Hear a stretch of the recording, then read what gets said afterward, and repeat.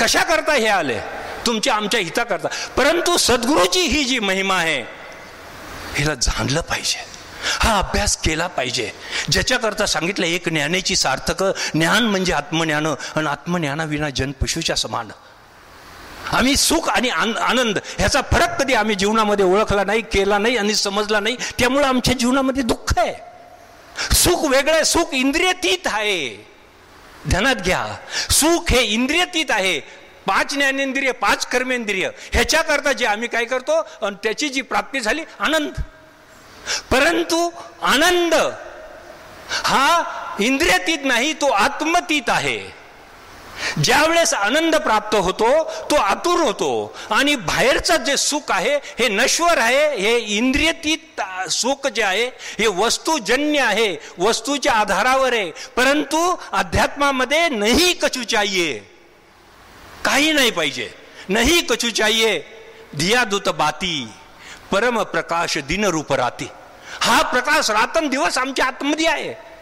तो त्याचं कारण आम्ही जिवंत आहोत. ईश्वर आहे म्हणून आम्ही जिवंत आहे. हे ईश्वर नसेल तर हे शरीर नश्वर आहे. राजा असो, रंक असो, फकीर असो, पंतप्रधान असो, राष्ट्रपती असो, अरब खरबची संपदा कमवलेली असो, सूर्य उगवल्यापासून सूर्य अस्तापर्यंतची सगळी संपत्ती त्याची जरी असेल, परंतु जर मृत्यू आला कुणी त्याला रोखू शकत नाही.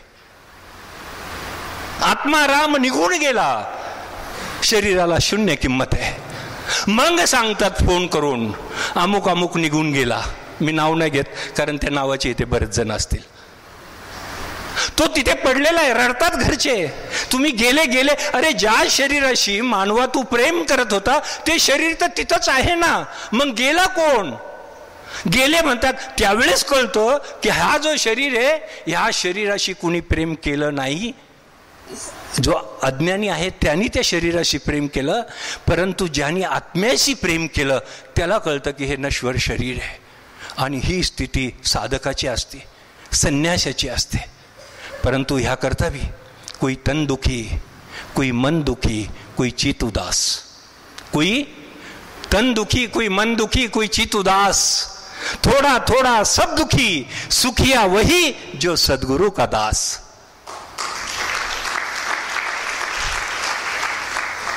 हे दासत्व तुम्हाला पत्करावं लागेल. दास का म्हटलेलं आहे? दासाचं उलट केलं तर सदा होतं. जो सदा, तस्मास्तु सर्वेषु कालेषु माम स्मरण युद्धच.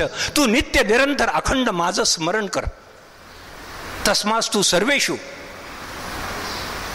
नानक देवजी म्हणतात, एको सुमरे नानका जलथल रायो समाय, दूजा काहे समरिये जन्मे ते मर जाय. ते एकाचं स्मरण कर जो पूर्वी होता, आज आहे आणि उद्या भी आहे. परंतु हे कधी मिळेल? हे कोणाचं स्मरण करायचं? ज्ञानांजन सद्गुरु दियो. हे ज्ञानरूपी अंजन. एक अंजन असतं जे डोळ्याला लावल्यानंतर अंधारामध्ये बी दिसत असतं, असं आम्ही ऐकलेलं आहे. ज्ञानांजन सद्गुरु दियो अज्ञान अंधेर विनाश. अज्ञान रूपी अंधकाराचा नाश करणारे सद्गुरु असतात.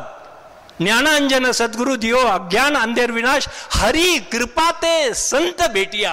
हरीची कृपा, आत्म्याची कृपा झाली तरच तुम्हाला संत भेटिया. आणि संत भेटल्यानंतर हृदयी प्रकाश. नानक म्हणतात मग हृदयामध्ये प्रकाश होतो. ही जी मंडळी आलेली आहे, बडे भाग्य पायू सत्संगा. हे सत्संग असं थोडंच मिळतंय, कोणाच्या सांगण्यावरून थोडंच मिळतंय. हे तुमचं परम भाग्य आहे. बडे भाग्य पायू सत्संगा, बिना ही प्रयास होत भवभंगा. काही प्रयास करायची गरज नाही. बाबा सांगतात, आता माईनी, प्रभावती माईनी सांगितलं तुम्ही ध्यान करा, इथं या ध्यानाला बसत जा. त्याच्या पुढे बाबांनी जाऊन सांगितलं की ह्या पावन पवित्र भूमीमध्ये, ह्या तपोभूमीमध्ये ज्या आजपर्यंत आमचे परमपूजनीय आदरणीय वंदनीय संत जन होऊन गेले, ज्या संतांनी मानवाच्या उत्थानाकरता आपलं जीवन व्यतीत केलं, आज त्या संतांची खरी वंदना आहे. अनेक अनेक अनेक संत त्याच्यामध्ये आहे. नाव घेतलं तर अर्धा तास लागेल. आमचे सच्चिदानंद बाबा होते, प्रेमा आपला जगत माता होती, देवानंद बाबा होते, आमचे सिद्धनाथ बाबा होते, आमचे हिंदमाता, अनेक अनेक अनेक संत, त्यांची नावं कुठे परिणामी घ्यायची त्याच्या, परंतु ह्या सर्वांनी आपलं जीवन व्यापन केलं. परंतु काय, एक सद्गुरूच्या आज्ञामध्ये, सद्गुरु को सर पर रखिए चलिए आज्ञा माही, ता भक्त को तीन लोक डर नाही. बाबांनी एकच गोष्ट सांगितली. तो संदेश फक्त आमच्या महाराष्ट्राच्या, भारताकरता नसून अख्ख्या 21 देशामध्ये बाबांनी तो पसरवला. समस्त विश्वातील चराचरी जीवांचं, समस्त, नीट ध्यान देऊन ऐका, समस्त विश्वातील चराचरी जीवांचं अंतिम लक्ष्य आत्मसाक्षात्कार आहे. ह्याच्याकरता हे मनुष्य जन्म आम्हाला मिळालेला आहे. बडे भाग्य मनुष्य तन पावा, सूर दुर्लभ, देवतांना बी दुर्लभ असणार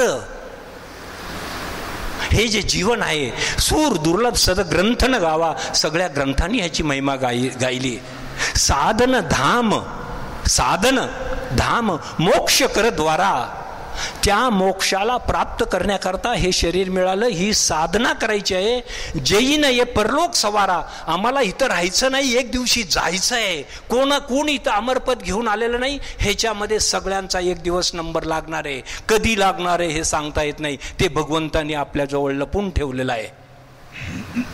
आया है सो जाएगा राजा रंक फकीर, एक सिंहासन चढ चला, एक बंद जाहे जंजीर. तो जंजिरामध्ये तो जाईल ज्यांनी फक्त भौतिक गोष्टीकडे ध्यान दिलं, आणि जो अध्यात्मामध्ये, सद्गुरूच्या चरणामध्ये, संतांच्या संगतीमध्ये ज्यांनी ध्यान केलं, ज्यांनी आराधना केली, ज्यांनी तपश्चर्या केली, ज्यांनी आत्म्याला जाणलं, आणि त्या आत्म्याला जाणल्यानंतर सर्वा घटी पूर्ण एक नांदे, ह्या सगळ्यामध्ये बसलेल्या, माझ्या ह्या पावन पवित्र भूमीमध्ये आलेल्या ह्या महान पुरुषांच्या, या महान आत्म्यांच्या आतमध्ये जो बसलेला आहे, तो प्रत्येकाच्या मध्ये आत्मा आहे, आणि तो आत्मा माझा सद्गुरु आहे.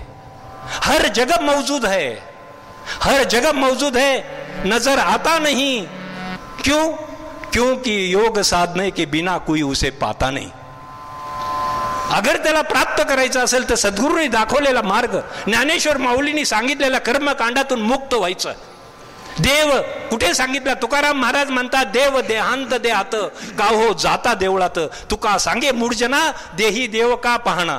जशी उसात साखर दिसती का नाही, जशी उसात साखर, जसे दुधामध्ये लोणी दिसतं का नाही, त्याला तापावं लागतं, त्याला इरजण घालावं लागतं, त्याचं मंथन करावं लागतं.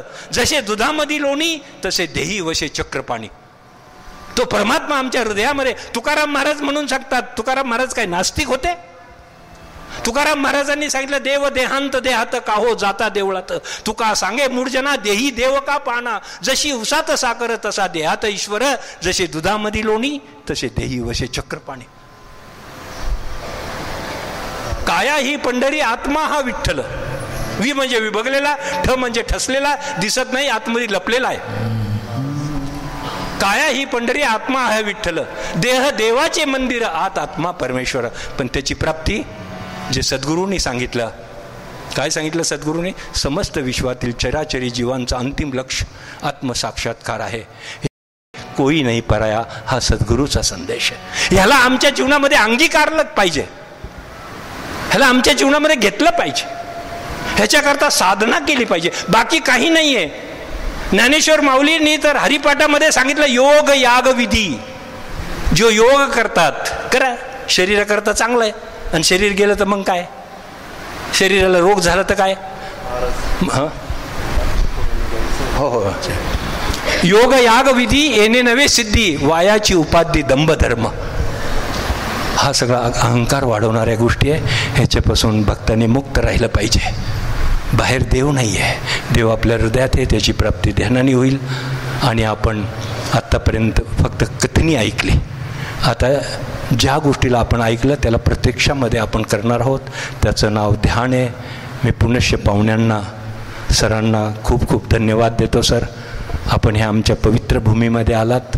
आपण निश्चितपणे हजारो यज्ञाचे पुण्याचे अधिकारी आहात. हा आशीर्वाद नाही, हे माझे शब्द नाही आहे. आमच्या शास्त्रामध्ये सांगितलेलं आहे की संत मिलन को चलिए, तज मोह माया अभिमान, जो पग आगे धरे फल कोटी यज्ञ समान. तुमच्या एक एक पावलाची एक एक स्टेपची किंमत कोटी यज्ञ समान आहे. आणि निश्चितपणे सद्गुरूचे कृपा आशीर्वाद आपल्याला ह्या ठिकाणी येऊन प्राप्त झालेले. आपण इतक्या शांततेने ह्या ठिकाणी बसलात. शिक्षक शिक्षिकांना त्यांच्या पदाधिकाऱ्यांना मी धन्यवाद देतो की आपण सकाळपासून ह्या कार्यक्रमामध्ये आहात. ह्या ठिकाणी येऊन आपल्या खऱ्या हिताकरता, आपल्या जीवाच्या उद्धाराकरता ही भूमी आहे. आणि ह्या ठिकाणी ह्या सत्संगाचं आयोजन सद्गुरूच्या कृपेने झालेलं आहे. हर जगह मौजूद है, नज़र आता नहीं. ध्यान साधने के बिना कोई उसे पाता नहीं. ही ध्यान साधना आपण आपल्या जीवनामध्ये नित्य करा. बाकी सगळं धन लोकाकरता आहे, सगळं धन संपणार आहे, सगळं धन इथंच राहणार आहे. हे ध्यानरूपी धन तुमच्याबरोबर जाणार आहे. ह्या ध्यानाला कमवा. सद्गुरूच्या बँकेमध्ये आपलं खातं खोला. कोणतं खातं? ध्यानाचं खोटं. धन से ध्यान श्रेष्ठ आहे. म्हणून आता आपण ध्यानाला बसणार आहोत. झालेली सेवा गुरु माऊलींच्या चरणी अर्पण करून माझ्या शब्दाला विराम देतो. आत्मा मालिक, आत्मा मालिक, आत्मा मालिक.